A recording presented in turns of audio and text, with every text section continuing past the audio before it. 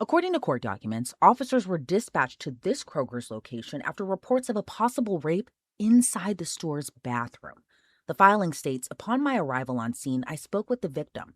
The victim was dressed in an employee's shirt with nothing else on, standing outside the bathroom where the incident occurred. The victim stated she had come to Kroger with her boyfriend since they were going out to dinner. The victim said when she entered the restroom, she saw a woman and her child inside. The victim said she was washing her hands, they left, and the suspect came out of the stall, took her by the throat, and pushed her back into the large handicapped stall she was in, and told her to be quiet. The Chatham County Sheriff's Office incident report states, and I quote, "Upon my arrival on scene, I spoke with the victim. The victim was dressed in an employee's shirt with nothing else on, standing outside the bathroom where the incident occurred." That single sentence, dry and procedural, contains a horror most people will never comprehend. A woman, moments after the worst moment of her life, standing in a grocery store, stripped of her clothing, waiting for someone to help. Think of a glass of water dropped on concrete. The liquid spreads fast, uncontrolled, irrecoverable. That's what a crime scene looks like in its first seconds. Chaos spreading outward from a single point of impact, and the only question that matters is who moves faster. Before we go deeper into what the documents actually show, make sure you're subscribed to the VerdictOrigin. Because we don't just cover the story, we follow the evidence. April 27, 2021. Just before 7 in the evening, a Kroger grocery store on Ogeechee Road in Savannah, Georgia. A 26-year-old woman walks in with her boyfriend. They're going to dinner. She stops at the restroom. Inside, a woman and her child are washing up. Normal, unremarkable. The mother and child leave. The victim washes her hands, and then the stall door opens. The man had been waiting. He had been in there the whole time, concealed. He was in there. It was a lady in there with her daughter. And then they left, and I went out to wash my hands, and he took me by my throat and pushed me back into the same stall that I was in and said, "Be quiet," and nothing happened. And then he said, just started pulling out my pants. And took me by the back of my neck and bent me over. There was penetration done, but just...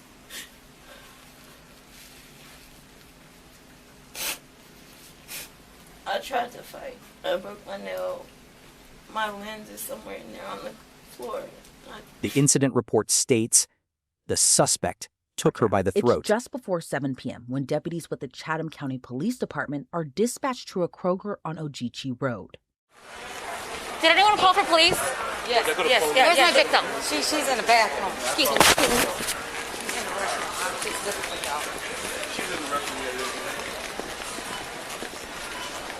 Pushed her back into the large handicapped stall and told her to be quiet. The victim would later tell deputies, he said, "Just stop, so I don't have to knock you out." He covered her mouth so she couldn't scream. She fought. She broke her nail. Her glasses shattered on the floor. And then she did the only thing left to do. She's trying to crawl from underneath. I just crawled from underneath. I asked him if I could put on my glasses, and he said, "Just stop, so I don't have to knock you out." I'm so sorry. And he covered my mouth so I couldn't scream, but they heard me. And that's how she came in. She crawled under the stall. She left her pants. She left her purse. She left everything. She just wanted out. He said it was nothing. He said it was nothing. The suspect fled. He ran through the middle of the store. All right, so what happened? I was up here bagging, and another associate, she was on her way out the door, and she stopped me, and she said, "Well, there's somebody in the bathroom screaming for help." And I didn't want to go in and check it by myself. Will you go with me? Understandable. We came back, and as soon as we opened the door, she was coming from under the stall. So she was crawling out from underneath it? Yes, okay. And screaming. And she said he raped me. Okay. And we grabbed her, and we proceeded to run out of the bathroom. I went to the door, and I spotted my manager, and I yelled for help from him. Okay. few seconds later, he came out of the bathroom. Now, when you say he, who do you mean? The suspect, the rapist. He came out of the bathroom and he ran, and I was screaming for somebody to catch him. And he ran straight through here, up the middle of the aisle, and then out the door. Okay. Now, can you describe the suspect to me? He was Past shoppers, past the registers, out the front door, black shirt, black and white shorts. A manager saw him. Employees saw him. Several people gave chase, but stopped at the edge of the parking lot. Everyone stopped except one man. Damian Austin was inside the store, back near the produce section, when he heard yelling. He thought it was a child at first. Then he saw people running toward the front. His words, recorded on body camera, are now part of the public record. I was inside Kroger. I was back at the States, looking at States. Okay. I heard what sounded like yelling, and at first I thought it was a child. But then Where'd you hear it coming from? From the direction of the bathroom. Okay. That angle. Okay. So, all I could do was look over that direction. Of course, I'm in the back. I can't see up there. But I see other people looking that way. So now my Marine Corps shit kicks in. Uh-huh. My Marine Corps shit kicks in. That's not bravado. That's a cognitive switch. Austin began jogging, then running. He asked a manager who they were chasing. The manager pointed. Black shirt, black and white shorts. Austin locked on. But then I heard the girls, and I saw people coming from the direction of the bathroom yelling, and I looked, and I heard one of the CSMs say he raped that girl in the bathroom. And as soon as she said that, I just took out the door. Okay. I started running in this direction. I saw most people in this direction. I saw one of the managers with a cell phone in his ear.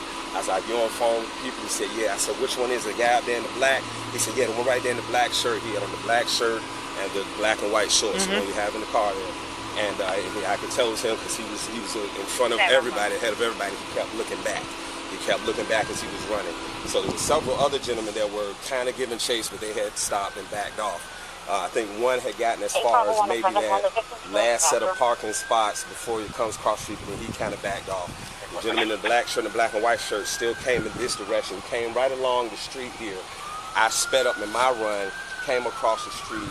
There was some kind of a truck here. I think it was one bringing in their propane tanks or something. It was right here. I couldn't see him for a second. At first I thought he got in the truck, but then I saw some feet under the truck, and I saw him come out the back of the truck. He went that way. Okay. All right. So I ran out this way to get a wider view, but I didn't want to come too far because I said, what if he's trying to go back around that way? Right. So as I ran around, I stayed out here. The young lady that drives this vehicle, I started walking this way because I wanted to stay around. I was like, which way is he going to go? Because I knew he couldn't go that way unless he went into the woods, but he wasn't going that way. She said, "Hey," and did like that. So he behind the wheel. She said, "Yeah." I said, "I know, but I don't want to come out that way." So I came around. The suspect was ahead of everyone, constantly looking back. Austin crossed the street. One had gotten as far as maybe that last set of parking spots before he comes across the street, and he kind of backed off. The gentleman in the black shirt and the black and white shirt still came in this direction, came right along the street here. I sped up in my run, came across the street. There was some kind of a truck here. I think it was one bringing in their propane tanks or something. It was right here. I couldn't see him for a second. At first I thought he got in the truck, but then I saw some feet under the truck, and I saw him come out the back of the truck. He went that way. Okay. All right. So I ran out this way to get a wider view, but I didn't want to come too far because I said, what if he's trying to go back around that way? Right. So as I ran around, I stayed out here. The young lady that drives this vehicle, I started walking this way because I wanted to stay around. I was like, which way is he going to go? Because I knew he couldn't go that way unless he went into the woods, but he wasn't going that way.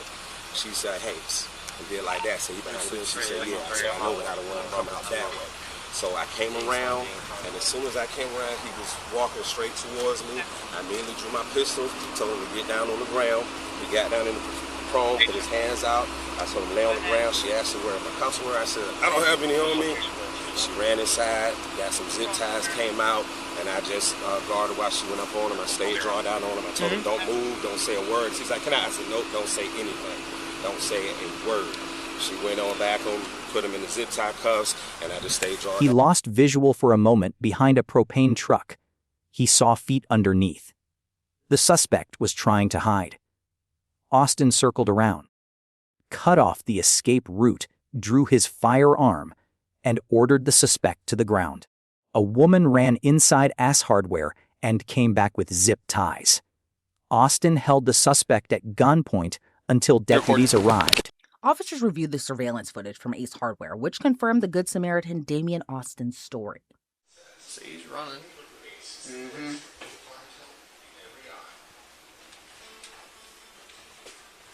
I'll be in your way for a second. Yeah, you're good, man. He's trying to hide behind the vent. He's ducking down. He's right here behind the vent. I went out there to look. The girls were watching the cameras, and they called me and told me that somebody was around the back of the He's building. hiding right here behind the vent. I'm just going to narrate from my camera. It's probably going to be kind of hard to pick it up. There's the Samaritan in the background. He's still hiding behind this AC vent. Still behind. He's standing up now. It's kind of blurry. Want me to back it up? No, you're good. He walks around the vent. Now he's on the front side of the air vent. I think that other camera on the corner was too far forward, don't you? Probably so. He's walking back towards the front of the store. He walks towards the Samaritan. Samaritan draws down. Tells him to flatten out. Flatten him out. He's on the ground extended. Samaritan's got him at gunpoint. Or had the low ready. The other Samaritan puts zip cups on him, and then I arrive. When the first officer pulled into the lot, Austin placed his weapon on the ground and raised his hands. The suspect was face down, wrists bound behind his back. He said it was nothing. The suspect was identified as 26-year-old Gregory Hawthorne. The report described the suspect as a black man dressed in all black. It says, given the clothing description, we believe this subject to be the same male from incidents a little while prior in regards to him loitering at businesses in the area. When I arrived on scene, I was flagged down by a crowd of people in the parking lot of the Ace Hardware. I exited my vehicle and observed a black male identified as Damian Austin holding the suspect at gunpoint. Upon noticing me, Mr. Austin put his weapon on the ground and put his hands in the air. I approached the suspect and realized that his hands were zip-tied behind his back by the Good Samaritan, Mr. Austin. The case report names the suspect as 26-year-old. He carried a Mississippi ID. Earlier that same day, deputies had already made contact with him near a Walgreens for loitering and knocking over a sign. They had let him go. Did you guys just deal with him earlier? Yeah, I have his information. What did we have his ID card? What did he do earlier? Well, he was at the Walgreens, and they said that he had knocked over a sign and that he was circling the building. And so we spoke with him, and he said that he had just accidentally turned around and knocked the sign over, and that he was just circling around because he was coming back to his truck here at the Kroger parking lot, because it was right over by the Ace Hardware that we made contact with him. So I got his information. I told him just to stay out of the area, and he was leaving in a truck. Well, Jepson said that he lives in his vehicle. Hours later, he was in the Kroger bathroom. The case report lists the victim's injuries. Felony kidnapping and misdemeanor battery. He was held behind bars in the Chatham County Detention Center. Doctors noted the victim had several injuries. The case report says she sustained a scratch on her right arm, an abrasion on her right hand, an abrasion on her right torso above her hip, a scratch on her right shin, an abrasion on her left shin, and a vaginal tear. According to the case report, the victim positively identified Gregory in a photo lineup. A scratch on her right arm, an abrasion on her right hand, an abrasion on her right torso above her hip, a scratch on her right shin, an abrasion on her left shin, a vaginal tear. When detectives showed her a photo lineup, the report states she had an emotional reaction to photo number 6, the photo of Gregory Hawthorne. He pleaded guilty to rape in November of 2023. Kidnapping and battery charges were dropped as part of the plea arrangement.